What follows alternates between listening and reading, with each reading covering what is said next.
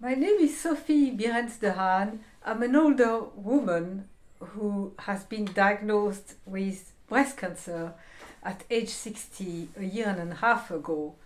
And I want to make a collection of videos about my experience as a kind of storytelling of what I've been going through. Because it's quite a large number of women who are affected by breast cancer. 1 in 7 will get diagnosed in her lifetime, and also it's a older chunk of the population that is affected, in the sense that the numbers again, 8 out of 10 women diagnosed with breast cancer is diagnosed at age 50 or over. And admittedly, it's a more curable disease when you are older. For many of us, the chances are very high that we'll die of something else than the breast cancer coming back, thanks for all the treatments currently available.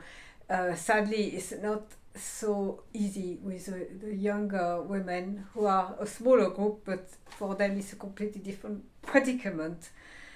Quite interesting to talk about it, because the treatments, the surgery and the treatments we are having for it can be quite impactful, can be quite strong and drastic. And in a way, it can change the way we look at life, our habits later in life too. So that's what interests me. It interests me the fact that we are so unique individuals with that disease.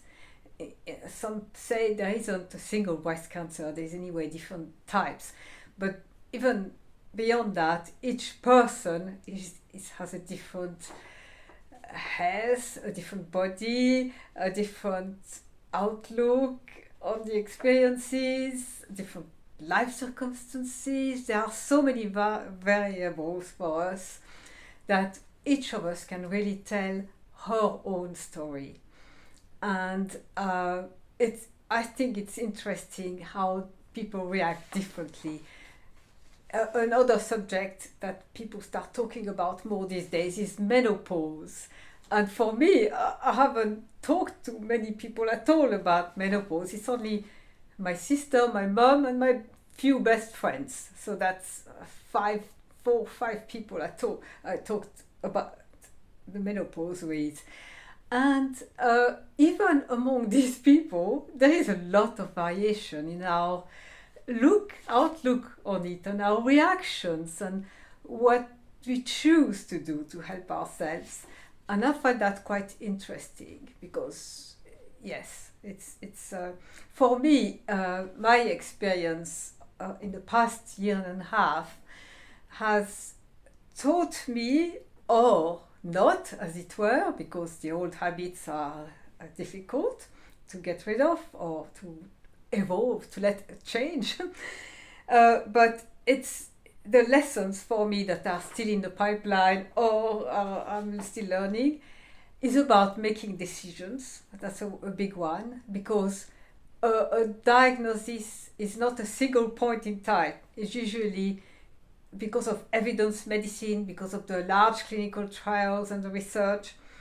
When we have a test done at a certain point in getting treated for the disease, our results can be compared with the results of previous patients, and then we find ourselves having to make decisions, because these days the medical professionals, they try to involve us, they encourage us to make the decision and get advice, talk to people around us, and they'll give us a lot of advice, but they'll still, at the end of the day, it's our decision. So making decision has been a learning curve for me, still is. The other one is communication about it, the news, how we share them with our nearest and dearest, because the timing of that as well, because we don't know in how they are reacting. They might be less naive than myself and have their own ideas about what I'm going through, and they might have questions they don't dare to ask, and it's quite subtle, that, because if we don't attend to it, there is a risk of having of them having quite a difficult time, even more difficult than ours in some cases. The other important one for me to learn about is self-care, which means addressing work-life balance. There is a lot of opportunities. There's been a lot of opportunities to learn, not just because of the cancer, but also COVID before that, with working from home and that kind of thing. But yes, self-care is a biggie as well. If we have habits of plowing through, it can be good and bad. It's good to keep active during treatment if we can, but there is also, if we overdo it, we suffer too. So it's a balancing act that is a learning curve too. And for women, even us older ones, there is the self-image is also an important idea to consider. Different women, again, it's so personal, our reactions. What choice have we made for our surgery? How many surgeries we decide we go through?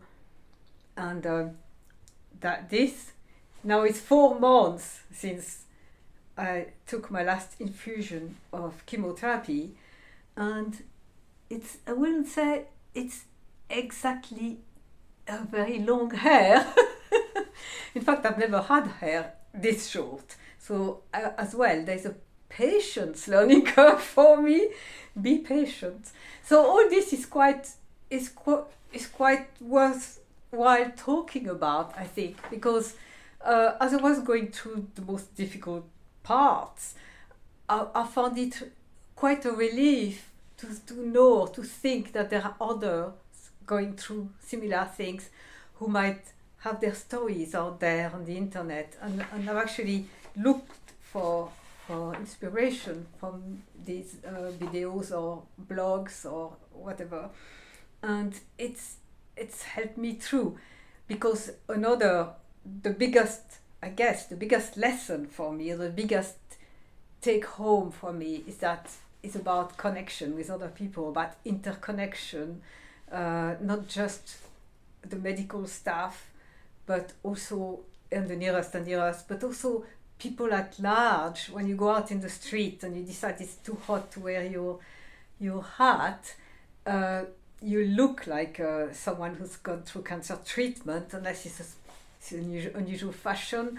So it's important that I explore these relationships, and I find that of interest as well. That's for the sake of connection that I've decided to step backwards through my a year and a half of breast cancer experience.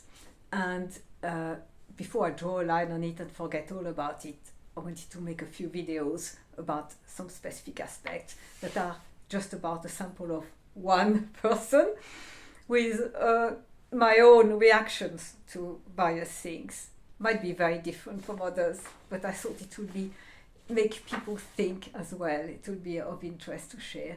So that's it for today. I will stop.